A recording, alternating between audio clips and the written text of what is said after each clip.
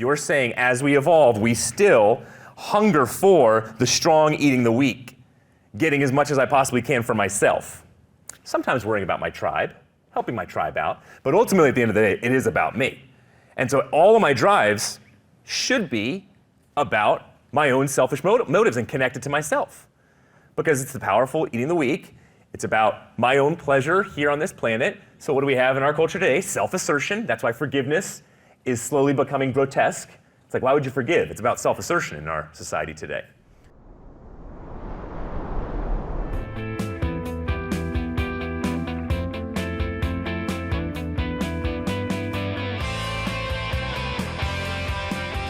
I right now am an atheist, right? But let's just say I died through some external circumstances before maybe later I would come to faith, right? But I died before that could happen. Those are external circumstances which prevent me from believing in God. So, how do you isn't this an objection to free will in a way? No matter what, we know God is good. Well, you're just saying that, Stuart. Would you just get that out of your nice little magical book, the Bible? No, historically, if Jesus Christ existed, which he did, if he made the claims, which he did, if he lived a perfect life, which historical evidence shows that he lived a pretty darn good life, and then I believe the historical evidence does stack up that he actually rose from the dead, and if he died on that cross before rising from the dead, and that's all the historical evidence points in that direction, well, then you know for a fact, whether he acts or doesn't act, you know for a fact he loves you, though. Even in the face of suffering, you know he loves you because he died for you. That's not just nice lip service. That's somebody acting. And everything in the Bible about love is based off of free will. You have to have free will in order to love. And in the Bible, love is an action. In our culture today, love is, oh baby, you complete me. What would I be without you? I would end my life if I didn't have you. But love in the Bible is, it's not lip service. It's I'm going to act to serve my neighbor, to serve the poor, to live for human rights, to love others. Well, in order to do all those things, you have to have free will. And from the atheist perspective, there really is no free will.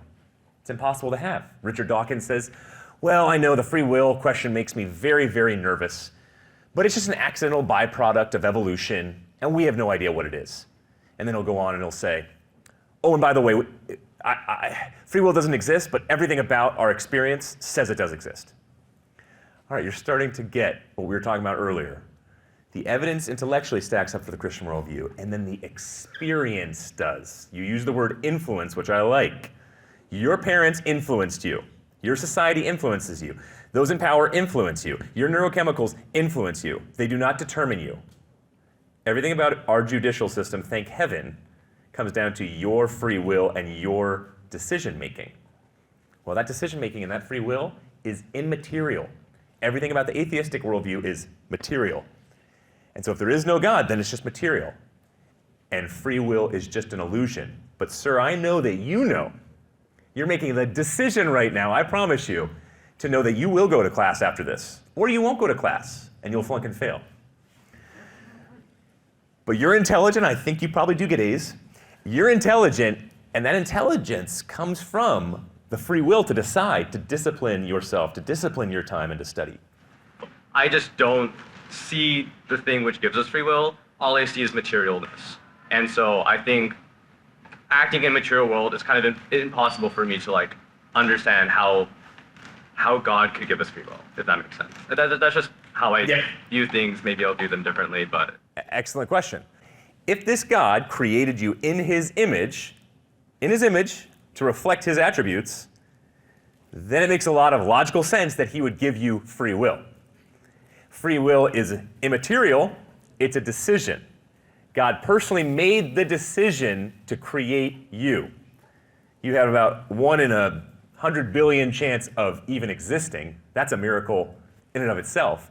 But he gave you that type of free will to make the decisions in your life, whether to do good or wrong. So do you see how logically that stacks up in terms of the creator of the entire cosmos that's existed forever, who has free will to decide whether to create or not, to destroy or create, creates you in his image to have free will, rather than it's just all entropy, and somehow out of nowhere this free will was created, but wait a second, there is no creator. So how did it come about? And so, no, there are no meaning atoms. There are no free will atoms. Atoms do not have free will. Atoms do not have meaning and purpose. Atoms do not have morality and a decision to make objective moral decisions. No, that's all immaterial. So where do you get the immaterial from if you're an atheist? Like, yeah, without free will, you don't have responsibility. But in order to have a society, you still need to have like punishment for, things which are unlawful or just, what we collectively, subjectively say as morally wrong. And so, like, there can still be punishment without free will, but it's less of a, it is a different mindset, because rather than having responsibility for something, you say, how could we have prevented the circumstances in which this would have happened? It is different, but I think like you can still have punishment. So would you say outside of society, so outside of the police force, you are not morally culpable, so you can do whatever you want outside of a society that's structured with authoritative rules? Yeah, I mean, sorry, you say that, could you repeat the question? Yeah, so if you have no moral culpability because you're outside of that society, that lines up with your worldview. But when you're within the society, now you have to operate in a way that obeys those laws in order to really get along with other people. Are you morally culpable, or is it just, no, it's all an illusion, morals? Okay, so you can do whatever you want then. Yes.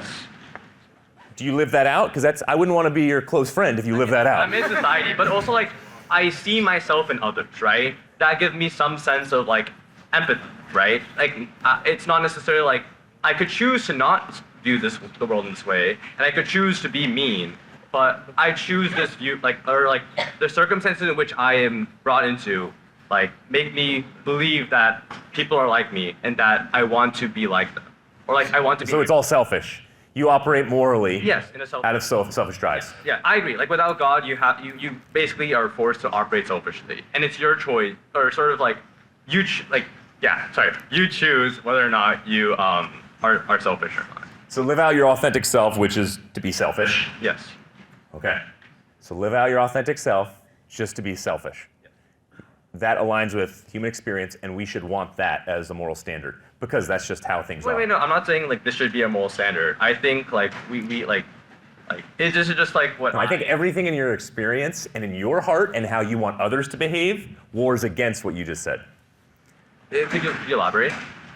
Everything in your experience knows that we are beyond just highly evolved apes from evolution. I love what you're saying, because you are being consistent with morals and evolution. You're saying as we evolve, we still hunger for the strong eating the weak, getting as much as I possibly can for myself. Sometimes worrying about my tribe, helping my tribe out, but ultimately at the end of the day, it is about me. And so all of my drives should be about my own selfish motives and connected to myself. Because it's the powerful eating the weak. It's about my own pleasure here on this planet. So what do we have in our culture today? Self-assertion. That's why forgiveness is slowly becoming grotesque. It's like, why would you forgive? It's about self-assertion in our society today. Okay, everything in you, I personally believe, says, no, you should not live that way. You should not live that way.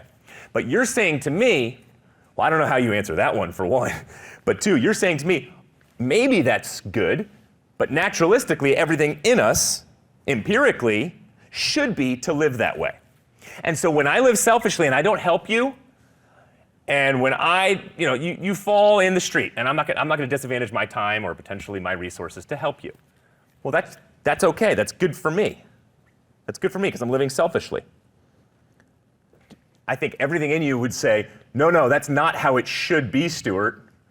That's a big part of the evolutionary connection, sure, but it should not be that way. We know this, and it's beyond just our oxytocin cuddle chemicals that are saying, oh, be empathetic. No, it's something way further than that. Would you not agree? I assume that other people have similar perspectives that I do, and I like it when people help me.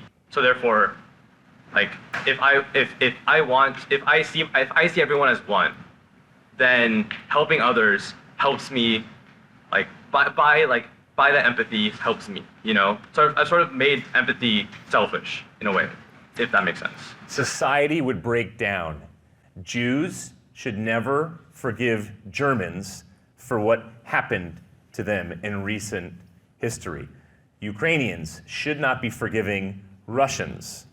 There should be a gigantic divide, and there should be retributive justice. And that's all. There should not be grace, love, forgiveness, because it's all about our own selfish desires, and it's all, according to your worldview, about empathy as long as you're scratching my back and I'm scratching yours. That's exactly consistent with what you just said, right? Like, I see your point. Like, forgiveness is a lot easier with God. You know, loving is like pretty much only possible with God. So these things become much easier. I'm not saying this is like right or wrong. I don't believe in right or wrong. I'm just saying, like, I think it is possible to hold this like viewpoint, like, because I do, you know. So the guy. I think we just have like very different like viewpoints. I think I'll keep sitting here listening to what you guys have to say. Yeah. But I think it's just like, yeah. So the guy to your left right now looks like a very nice guy, but he could just smack you square in the jaw at completely random, at a random point while we're talking. But you don't believe in right and wrong, so you wouldn't hold him culpable. You would not say, you should not have done that to me because that was wrong, because you don't believe in right and wrong. He can do it. Well, like, yeah. I think, you know, certain things, like if a society wants to be stable, they should punish punish acts of, you know, violence. Should. Why should? For it to be stable. It doesn't work if it's not stable. Like, if they don't uphold some standard of punishment, then, you know, anarchy follows. And society should pursue eugenics because one race is better than the other. Every single society across the known world a couple thousand years ago had slavery, and that made the most sense in terms of helping people survive, especially the master class. So they should do this, should do that, right? According to what you're saying. Especially if there's no right and wrong, because you said there's no right and wrong. No, I think it's wrong, because you said there's no right and wrong. Now you're saying no, but we construct subjective moralities, right? Like I don't believe objectively, like, oh, this is a good or bad thing. But given my experiences, I'm inclined to believe, like, oh, you know, maybe this, like, given my viewpoint in the world, this doesn't make me feel good. You know? If you and I were close friends and I was getting bullied, you wouldn't just say, oh, I feel maybe like I should help Stuart here in this scenario, but I don't know. I'm not sure. Is our empathy strong enough? What about, are we the same kin, the same tribe? I'm not sure. And you're having this whole little dialogue with yourself over here. No, I think you're going to act because you're going to say, I am a close friend of yours. I even have a level of value where, by the way, I don't know where you get objective value from your perspective. But you think I have value, so you're going to act to help me. To even disadvantage yourself some in order to help me. Because just this dialogue that we're having right now, I notice humility within you. I notice a type of even sacrifice within you, a type of love and connection. But everything you're saying right now, you're trying to line up with an atheistic worldview, which sounds entirely selfish, but I don't believe you're selfish whatsoever. You have mixed drives, sure. But we're not going to stand up here and say, oh, but just believe in God because that'll help you out of your selfishness. That's not the argument at all. That's gone. That's way far beyond us. What we're saying right now is God makes the most sense of being a law above the law, like Martin Luther King Jr. talked about, where even society is culpable to a law that's immaterial out there. And if it's not, well, then society decides what is right and wrong. They decide ultimately what is right and wrong. So Martin Luther King Jr., according to him, letters from a Birmingham jail, he would not have been able to do what he did if he didn't believe that there was a law above the law saying that you are morally obligated not to treat blacks like you are treating them. And then he went even further and he said, I believe in Jesus Christ, the Son of God, as the suffering servant who suffered so much as a slave for us that he gets into our suffering and says, there's true immaterial forms of justice, right and wrong out there, and so you should not treat anybody the way you are treating them, so we're going to fight for justice. We're not going to do it with arms and out of violence, just like Jesus talked about not to do, but to love your enemy, but we will fight for justice. And what's so interesting is the secular humanists at that time, historically, they did not pursue the type of justice that Martin Luther King Jr., the pastors, and a lot of his friends pursued at the time because they didn't have any type of understanding of moral obligation. Why do you think those arguments align more with the Christian God than with the Jewish God? Jesus claimed to be the great I am, whom Moses met at the burning bush, and Jesus says, I am who I am. Before Abraham was born, I am. So he had the audacity to claim to be the God who Moses met on Mount Sinai. And Jesus affirms and affirms and affirms Yahweh Jehovah. So much so that he says, before Abraham was born, I am. So he's claiming to be this eternal, pre-existent God, revealing himself in human form. What do you think of that? How can God, which is an omnipotent, omniscient being, which is beyond all human comprehension, have a body? How can he eat? How can he sleep? How can he be born? Like how can you claim to ascribe adjectives like that to God, which is infinite, which is like by definition indescribable? You bet. If you can bake bread from scratch, I better not question whether you can toast a bagel. If he created the universe, do you think he's more than capable enough to limit himself and become a human being? Of course he can. If he creates the universe, he can choose to limit himself, self-limitation, and become a human being. It's that simple.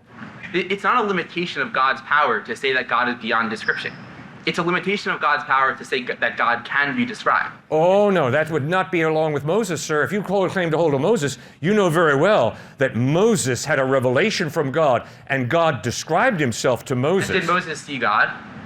No, nobody sees God, but God revealed himself through the burning bush. People see Jesus, so in your view, people do see God. No, Jesus was God limiting himself and taking upon himself human form. Many, many people saw him because he was God limiting himself, becoming a human being. And that's what Paul struggles with. Paul, the tremendous Jewish rabbi, struggles with in Philippians 2. He writes, have this attitude in yourselves, which was also in Christ Jesus, who, although he existed in the form of God, did not regard equality with God a thing to be grasped, but emptied himself, taking upon himself the form of a bondservant and being made in human form. So that is the claim of Christ and the claim of the eyewitnesses who walked with Christ, listened to him, saw him die, and saw him risen from the dead. That's the claim. And I agree with you, it's a hard claim, but if you can believe that God spoke to Moses through a burning bush, as well as up on Mount Sinai, you can also believe that this God who limits himself and speaks to Moses through a burning bush can also become a human being. And that's what Jesus claimed. See, when I say God spoke, I don't mean that God opened up his mouth and spoke. Right. I mean that there's some sort of supernatural communication, the same way that we can kind of feel this higher plane. We have some sense of this higher plane. Mm-hmm. That's what we mean by God. But that's what the Jews mean when we say God spoke. But when you say God spoke, you mean that God, or a physical manifestation of God, opened up its mouth. And I believe that it's a contradiction in terms for God to have a mouth. Good. And he reveals himself as one God, not as many gods, but as one unique personal God. And he's personal. He's not impersonal. Correct. Throughout the Old Testament, God reveals, I love you. Well, it doesn't love. The robot doesn't love. The computer doesn't love. It takes a personal being to love. And throughout the Old Testament, God's personalness is revealed. I love you with an everlasting love. All the great Hebrew prophets talk about it. Isaiah, Jeremiah, as well as the minor prophets. Personalness is the idea that God connects with each and every one of us, meaning that every single person can interface with this beautiful, everlasting entity, this infinite entity called God. And like at the same time as God is this like unknowable, untouchable thing, at the same time we can develop a uniquely personal relationship with that thing that is called God. But at the same time, that does not mean that God can have a body, can be a person, can be eaten or drank or like kind of imbibed by a physical being. Yeah. And so you're right. You're pointing out a contradiction between the triune God of Christian monotheism versus the strict monotheism of Judaism and Islam. And you're right. There's a contradiction there, very clearly. The whole crux of Christianity, I guess you could say, would be that Christ is risen and is dead. Died and rose from the dead. Yeah. What would you say in the Bible, what books or scriptures would you recommend that would solidify his historical evidence that Christ's death and resurrection? All right. Could somebody please turn to Matthew chapter 28? One of you, okay? Matthew 28. Matthew 28. 28. Could someone else please turn to Mark chapter 16, the first few verses? Could someone else turn to Luke chapter 24? And could someone else turn to John chapter 20?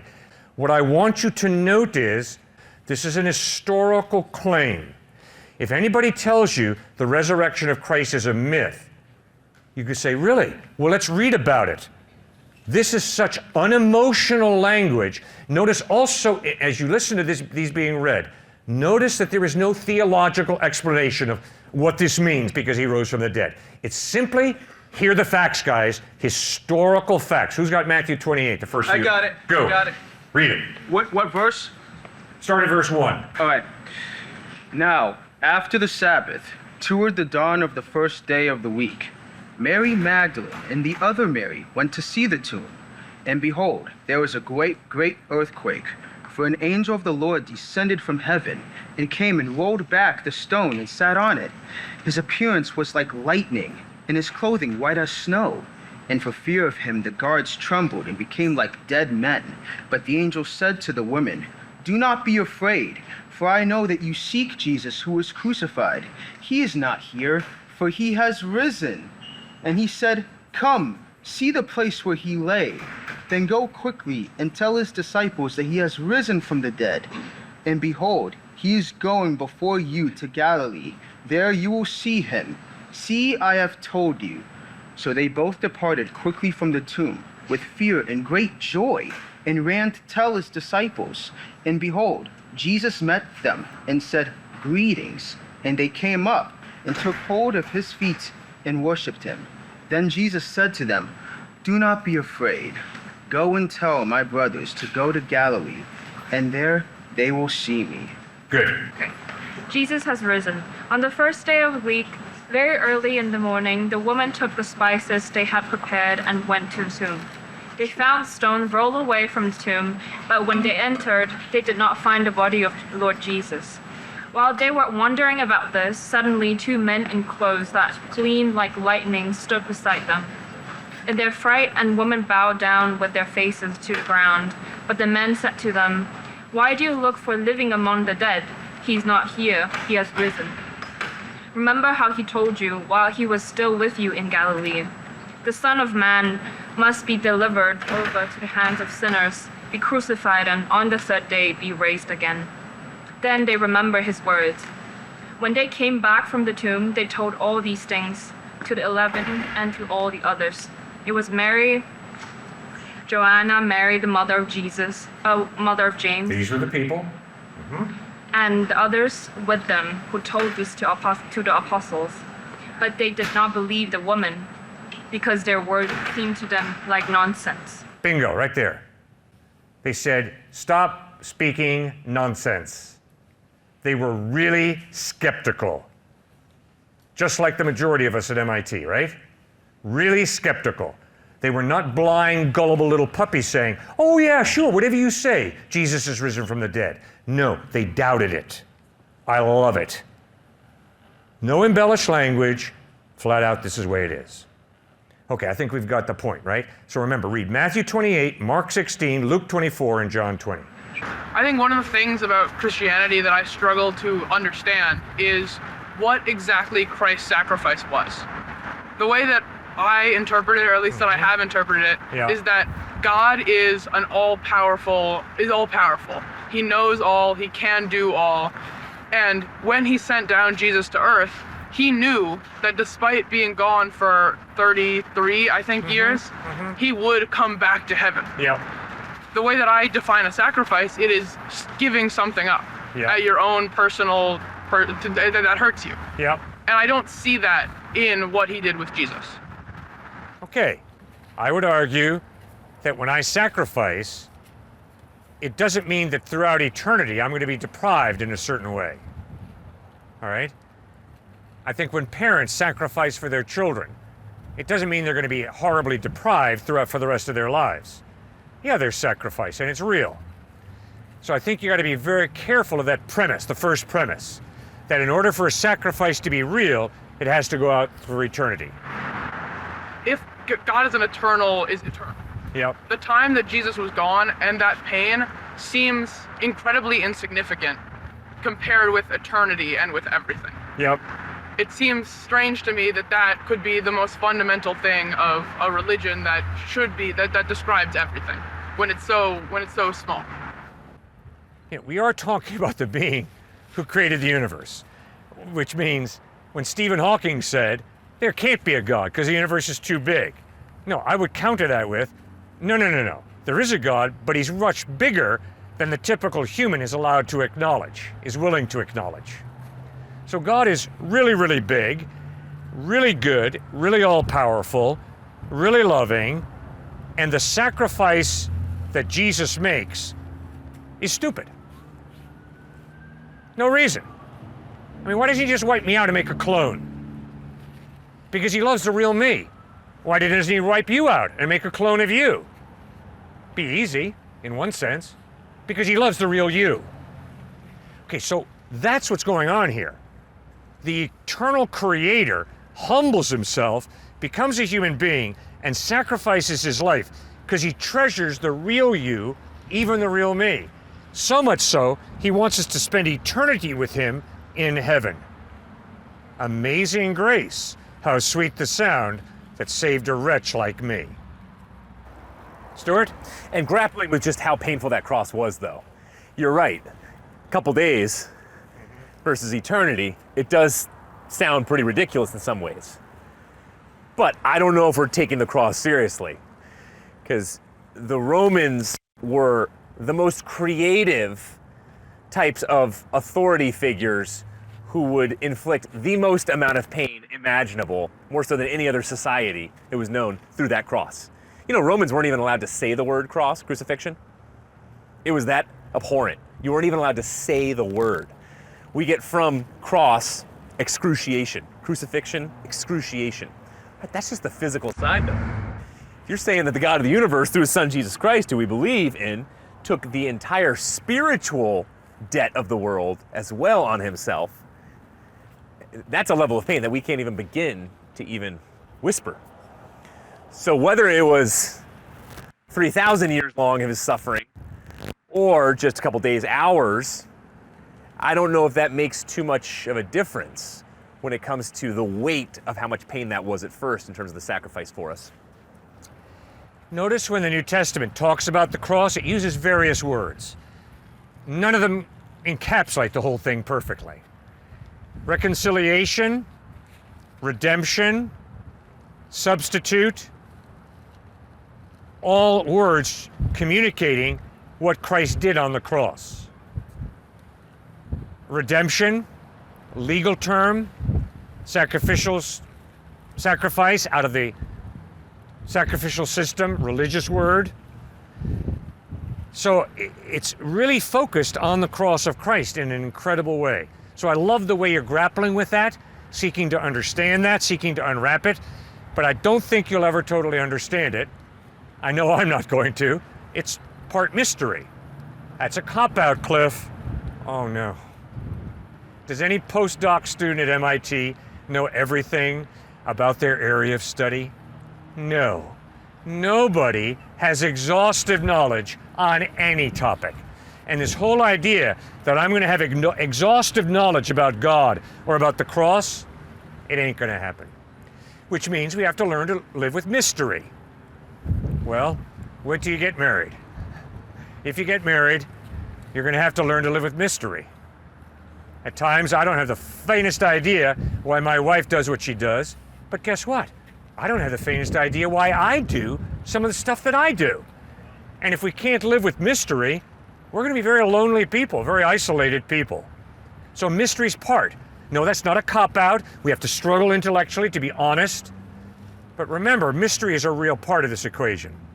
Oh, I feel uncomfortable with that, Cliff, because I'm at MIT. Every relationship has mystery. Every branch of knowledge has mystery.